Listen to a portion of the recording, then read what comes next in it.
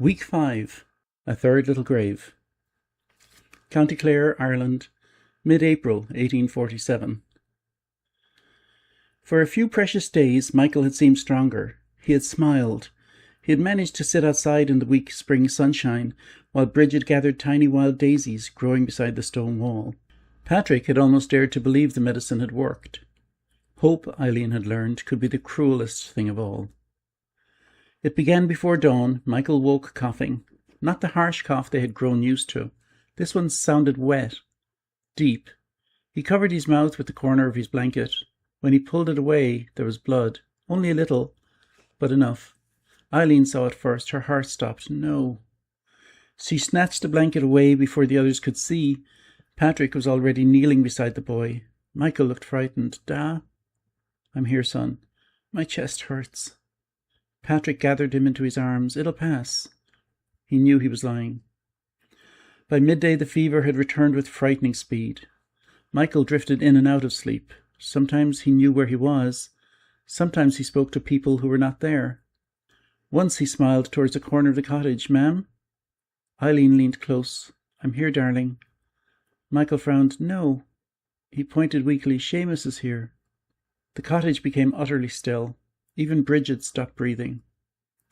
Patrick looked toward the empty corner. There was nothing there.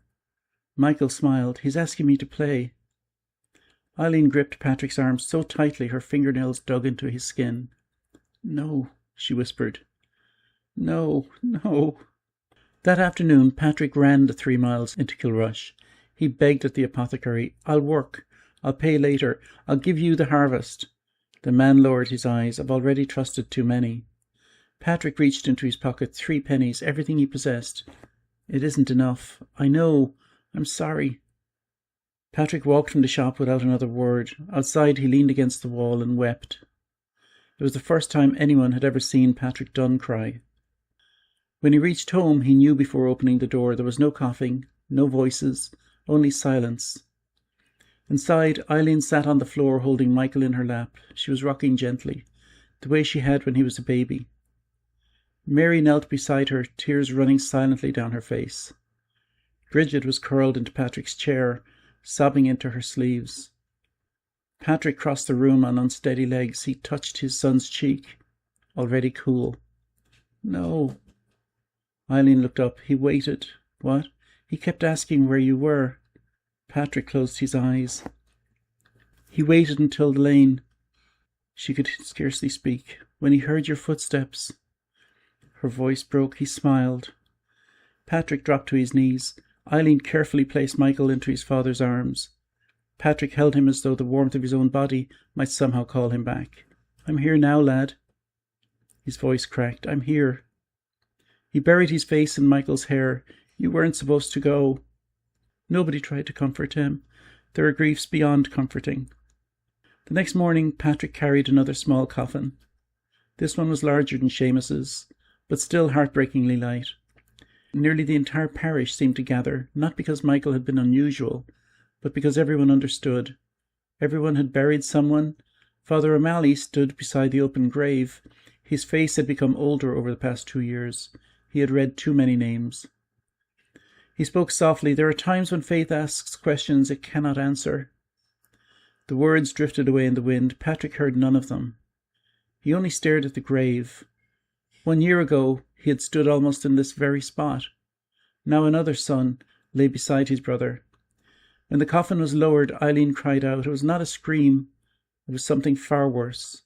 The sound of a mother's heart breaking. Even the men lowering the ropes wiped tears from their faces.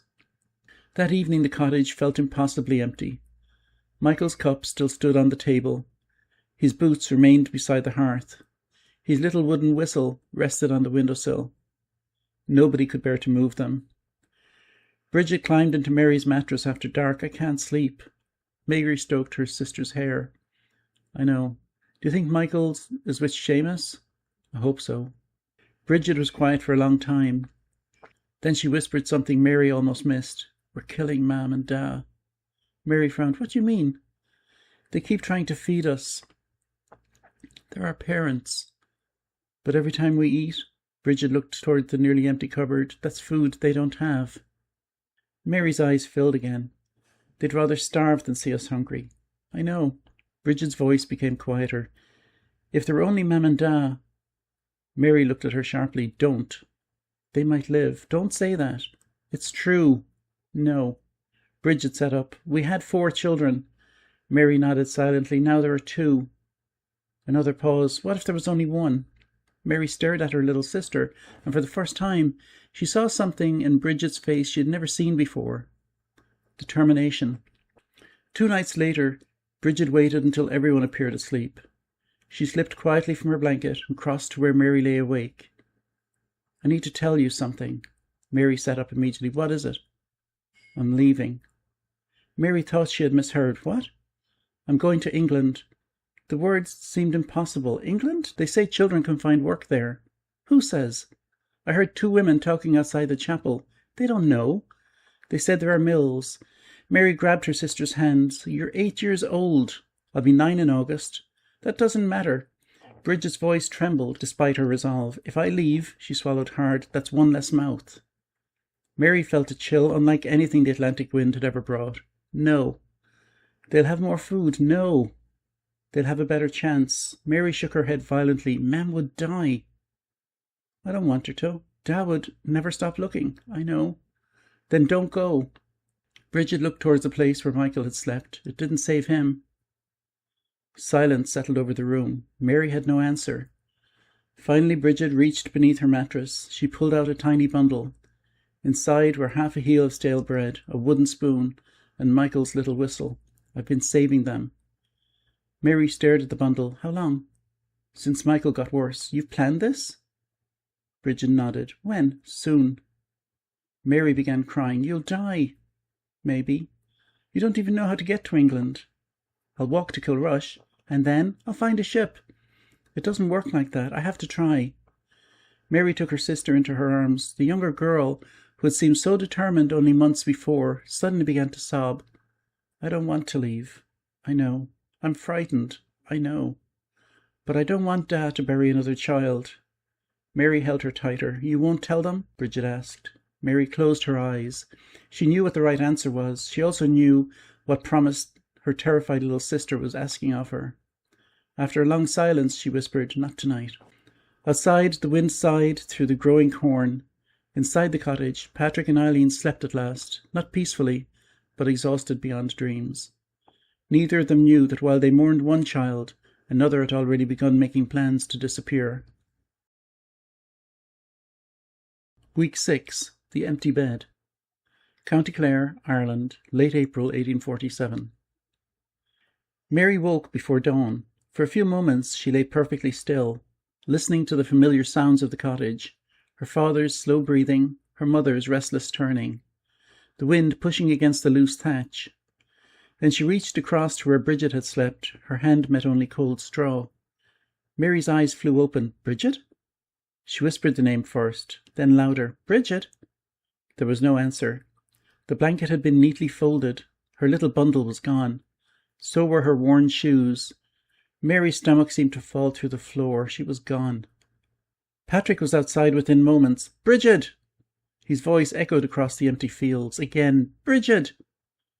He searched behind the stone walls, the byre, the abandoned potato ridges, the ash tree, the lane leading towards Kilrush. Nothing. Eileen stood in the doorway, her hands pressed over her mouth. No. No mother ever expects to wake and discover another child missing. Patrick searched until noon, then until evening. He walked every road within miles. He stopped every cart, questioned every passer-by. Had anyone seen a little girl with brown hair, a blue dress with patches at both elbows, barely taller than the hedgerows? Most shook their heads. An old woman thought she'd seen a child walking towards Kilrush before sunrise. I couldn't swear it. Patrick thanked her anyway. It was enough. He continued towards the town. Mary remained alone with her mother. She had dreaded this moment all morning. Finally, she could bear the wait no longer. Ma'am? Eileen looked up. What is it? Mary burst into tears. I knew. Eileen stared at her. Knew what? She told me. Told you what? She said she was leaving. The words struck Eileen harder than any blow. You knew? Mary nodded helplessly. She made me promise not to tell. When? After Michael. What did she say? Mary could barely breathe through her sobbing. She said she was another mouth. Eileen closed her eyes. She thought if she left, Mary nodded, there'd be more food. Silence filled the cottage. Then Mary remembered. She said I was to tell you something. What? Mary repeated the words exactly as Bridget had whispered them. Tell Mam not to come looking. Tell Da I'm trying to save all of you. And tell Michael if you see him before I do. Mary couldn't finish. Eileen already knew. She collapsed into tears so fierce that Mary had never seen anything like them. Patrick returned after dark. His boots were caked with mud. His face seemed to have aged years in a single day. He knew before he entered. He saw Eileen's eyes, Mary's. He looked from one to the other. You knew? It was not a question. Mary nodded miserably. Patrick sat down very slowly. What did she say? Mary repeated every word, and when she finished, Patrick simply stared at the floor. After several minutes he spoke. She thinks this is my fault. No, Mary whispered. She believes she's saving us. Patrick shook his head. No. His voice was hollow. She believes I couldn't feed her. No one answered, because she had. 2 days later, Father O'Malley arrived. He removed his hat respectfully before knocking. Eileen, Patrick invited him inside. The priest's face carried genuine sorrow. I came about Michael. Patrick nodded. You've buried too many from this parish. I have. Father O'Malley offered prayers. He spoke gently of eternal life, of reunion, of suffering ending in heaven. Patrick listened politely. Eileen did not. Finally, the priest noticed another place at the table sitting empty. Where's little Bridget today? Nobody answered immediately. Patrick looked towards Mary. She lowered her eyes. Finally, Eileen spoke. She's gone. Gone? Left. Father O'Malley's expression changed. My dear Lord, we can't find her. When? 3 mornings ago. He sat down heavily. I'll ask everyone. Patrick nodded gratefully. I've already searched. We'll continue. Then after a thoughtful silence, the priest spoke carefully.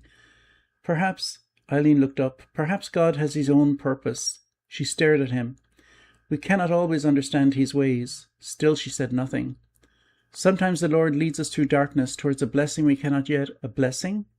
The words were barely audible. Father O'Malley hesitated. I mean only that my son is dead. He felt silent. My daughter has vanished. Eileen, my husband is starving. I know. No, she stood. You do not know. The room seems suddenly smaller. You bury our children. You tell us it's God's will. You tell us there's purpose. You tell us heaven waits. Her voice rose with every sentence. Where was God when Seamus died? The priest lowered his eyes. Where was he when Michael coughed himself to death? No answer came. Where was he when my little girl walked away because she thought she was worth less than a loaf of bread? The silence became unbearable. Father O'Malley tried once more. The Lord never abandons. Enough! Her cry startled everyone. Don't you dare tell me what your Lord does or doesn't do. Patrick quietly stood. Eileen. She turned towards the priest. I prayed. Every word came through tears. I begged until my knees bled. I begged. I bargained. I believed. And he took them anyway. The priest rose slowly. I'm sorry. No. She pointed towards the door. I'm done being sorry. Eileen, never. Her voice became cold. Never darken her doorstep again. The priest looked towards Patrick. Patrick could not meet his eyes. After a long moment, Father O'Malley quietly picked up his hat. I shall pray for you. Eileen answered without turning around. Don't. The door closed softly behind him. No one moved for a very long time. Something changed in Patrick after that day. He stopped talking. Not entirely, only almost. He still answered questions. Yes, no, perhaps. But the stories disappeared. The laughter. Even the quiet songs he used to hum while working, they vanished. Every morning he left before sunrise, not for his own fields, for everyone else's. He walked from farm to farm. I'll dig. I'll mend walls. I'll cut turf. I'll do anything. Sometimes someone gave him a day's work. More often they shook their heads. We've sons of our own needing work. He understood. Every farmer was desperate, even those with more land than Patrick. On the evenings he found work, he returned with a few pennies, or perhaps a loaf of coarse bread. On the evenings he did not, he returned with nothing except tired feet. He no longer looked anyone in the eye. Inside himself, Patrick had already reached his own verdict. A father who cannot keep his own children alive has failed. No one had accused him. He needed no accusation. He carried it himself. His own fields began to suffer. The weeds grew higher. Broken fencing remained broken. The corn no longer received the daily care it needed. Patrick simply had too little time, or perhaps too little heart.